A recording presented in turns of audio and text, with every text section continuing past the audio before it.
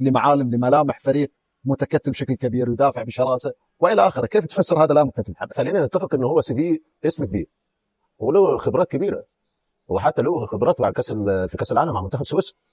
هو انا قلت لك يا عبد العزيز في مدارس في المدربين، الهويه الفنيه بتاعته حسب المنافس اللي هيلعبه، حسب المنافس اللي هيلعبه، فبناء عليه هو بيحط خطه اللعب، بيحط تشكيله اللعب او تشكيله الفريق حسب هيلاعب مين، حاسب هيلاعب مين. اسلام قال ان الاخطاء اللي كانت موجوده في كاس الامم هي الان مستمره مع الفريق، ما تعرفش افضل 11 لاعب ليه هو المشاهد يقول لك ليه انت كل شويه تغير ليه؟ لان هو بيشوف هيلاعب مين، فلازم بناء عليه هيغير في التشكيل. بس في بعض الحالات انت كمدرب لازم تبقى عارف افضل 11 ليك، لان في وقت الازمات او محتاج المكسب لازم تحطهم، تبدا بال11 اللي انت في دماغك، مش في كل الاوقات تبص للمنافس. انا معاك ان انت تبص للمنافس النهارده لانه بطل عالم. الماتشين الجايين على الورق انا في وجهه نظري هو هيجاري منتخب النمسا، وهو خبراته وجودته اعلى من منتخب الاردن، فلازم بقى يبص لنفسه ويحط افضل 11 ليه. افضل 11 ليه. النهارده مشاكل الفرقه يا عبد العزيز واحده واحده، مشاكل الفرقه فين؟ في العمق الدفاعي والعمق الهجومي. ليه العمق الهجومي مش موجود؟ لان المواصفات بتاع المهاجم اللي بيلعب فيه هي مش مواصفات مهاجم، هي مواصفات لعيب بينزل في نص الملعب او بيتحرك على الاطراف، فمش هيبقى لك عمق هجومي. العمق الدفاعي لما تلعب باثنين بن طارق وهشام، الاثنين بيحبوا يروحوا لقدام، فمحدش ثابت قدام المدافعين، فالمساحات دي هتبقى فاضيه، هيبقى لك العمق الدفاعي بتاعك هيبقى مكشوف. والحالات اللي احنا بنحطها للساده المشاهدين بتوضح من غير الكلام، واضح بان الوسط مكشوف بشكل كبير. ايوه حتى الخطوط ما بين الخطوط يا عبد العزيز في مساحات. هو انا مش هرص اللعيبه بس او اخلي اللعيبه تقف وبعدين ما فيش اكشن. ماشي، ما هو الكوره بتتحرك واللعيبه بتتحرك وراك وبتتباص التمريره، فين الاكشن اللي انت بتعمله؟ فين التفاهم؟ فين الكلام اللي ما بين المدافعين وما بين لعيبه وسط الملعب؟ حاسب وراك حد، خلاص انا هاخد ده روح انت على ده. الكلام مش موجود، وده بيحصل في كره القدم ان المدرب ما بيبقاش في يومه، اللعيبه ما بتبقاش في يومه. وبعدين زي ما قلت لك ما انت بتلعب ميسي، هم برضه بيتفرجوا على ميسي، احنا الفرجه لميسي لينا احنا مش ليكم، للعيبه الموجوده قدامه اكشن عليه. النهارده الخريطه انا جايب الخريطه بتاعتها 57 لمسه يا كابتن عبد العزيز، بص 57 لمسه، ده غير ال 57 لمسه كلها في عمق الملعب او على الاطراف قليل قوي، اللي في كل اللمسات ما فيش حد قريب منه. يعني في عمل 6 تسديدات جاب 3 اجوان، 6 تسديدات جاب 3 اجوان، يعني 50% من تسديداته اهداف، وكلها فين؟ في العمق، عمق الملعب، تحركاته كلها في العمق، ماشي 25 على الاطراف وهنا 25 على الاطراف هنا، انما في كل اللمسات اللي لمسها 57 هتلاقي فاضي حواليه. فالحاجات دي لازم تتعالج وبسرعه، لان زي ما قلت على الورق الفرقتين اللي معاك انت قادر ان انت تعمل نتائج ايجابيه. هناك أمر مهم أيضا، المباراة الوحيدة التي لعبناها أمام فريق يشبه منتخب الأرجنتين قليلا هي مباراة اليوروغواي، لعبنا ب5 في الدفاع، ونرى هنا بأننا دافعنا جيدا وقدمنا مباراة جيدة آنذاك. اليوم نواجه فريقا كما قلت تقريبا بنفس أسلوب لعب الأوروغواي ونلعب ب4 مدافعين. لذا بالنسبة للاعبين الأمر معقد، في بعض الأحيان 5 ومرات أخرى 4، أنت لا تفهم. وعندما تكون لاعبا يجب التحضير للمباريات ويجب أن تعرف كيف ستلعب، لا يمكن أن تترك ذلك ليوم المباراة كي يكتشف اللاعب هل سيلعب ب4 أو 5 مدافعين أو 3. هذا مهم جدا، التحضير المباريات مهم جدا بهذه الطريقة. نحن ندرك تماما أنه منذ 6 أشهر سوف نواجه الأرجنتين، نعرف ذلك منذ فترة، والكل يعرف كيف سيلعب منتخب الأرجنتين، هذا يعني نعرف نقاط قوة وضعف هذا الخصم. والآن عندما نرى كيف يلعبون ونترك كل هذه المساحات وهذه الحرية للاعبين مثل هؤلاء، فأعتقد أن تحضير المباراة كان خاطئا. هذا صحيح، فريق مثل الأرجنتين مع ليونيل ميسي في هذه الحالة وفي هذا المستوى ومع الفريق أيضا وب3 أهداف، أعتقد أن هذا أمر رائع للغاية. الأرجنتين بدأت على نحو مذهل، خطوة كبيرة جدا ويجب أن يستمروا هكذا، لا يجب أن نرضى بهذا فقط، علينا أن نمضي ونبني على هذا الأداء في المباريات القادمة، ولكن في هذه الحالة سيكون خصم صعبا لأي فريق. شاهد هدف ليونيل ميسي من خلال الشوط الأول دقيقة 17، تشعر بأن ليونيل ميسي لا زالت لديه الرغبة كلاودي في عملية تسجيل، في عملية تحطيم الأرقام، في عملية مساعدة منتخب الأرجنتين في هذه المسابقة مرة أخرى. على مستوى كؤوس العالم بأن يأخذ الأرجنتين بعيدا.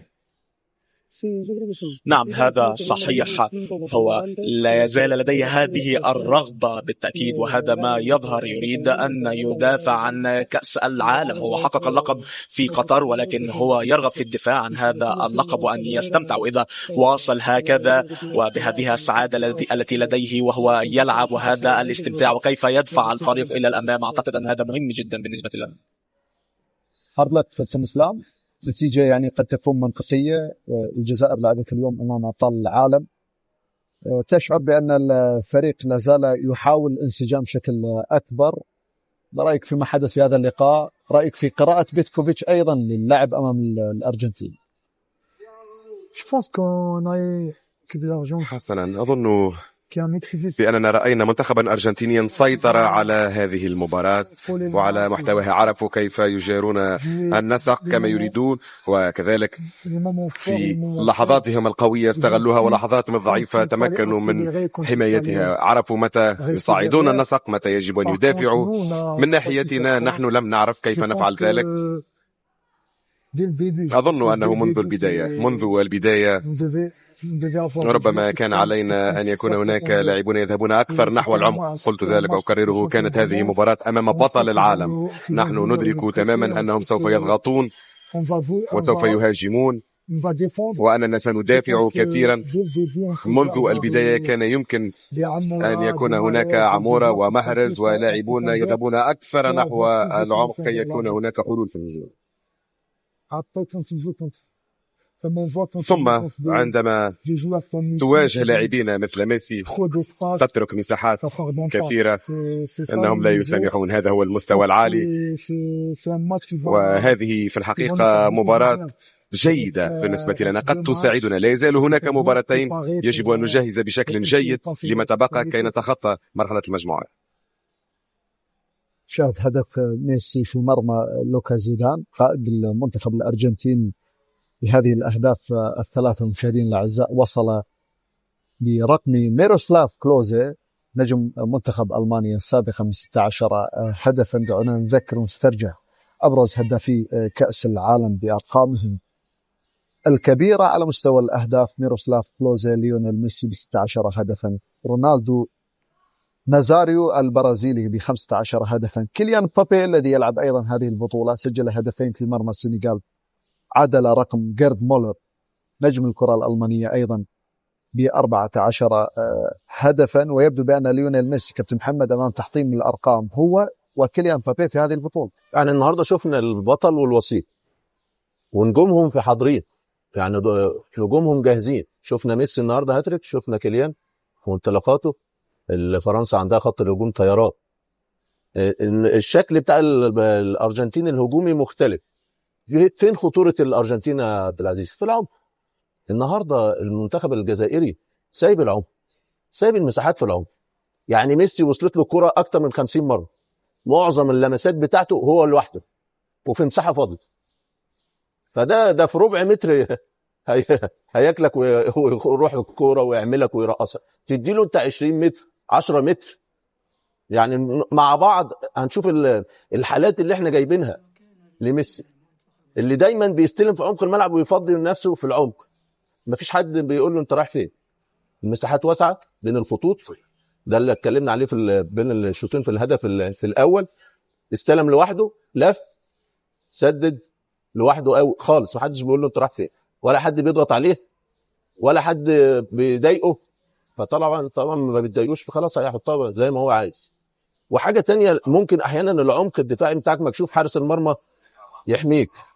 النهارده لا، حارس زيدان مع احترام انا بحب زيدان ابوه، انما النهارده في حالات في الهدف الاول كان لازم يبقى التراي بتاعه افضل من كده. الهدف الثاني اللي جابه ميسي الكرة بتاعته ارتدت منه وتابعها ميسي كويس. فالنهارده الحاجات دي لازم المنتخب الجزائري يعالجها وبسرعه. وهنا زي ما قلت الحاجات اللي انت لازم يا عبد العزيز، ده اخطر لعيب لازم على طول تشوف لازم هو رقابه عليه. ده كل اللمسات اللي استلمها لوحده، محدش بيقول له انت رايح فين. نفس الهدف زي ما قلت، عمليه العمق مكشوف، التسديده مفيش حد بيضغط على ماكاليستر اللي مسدد، ومتابعه سهله جدا بالنسبه له.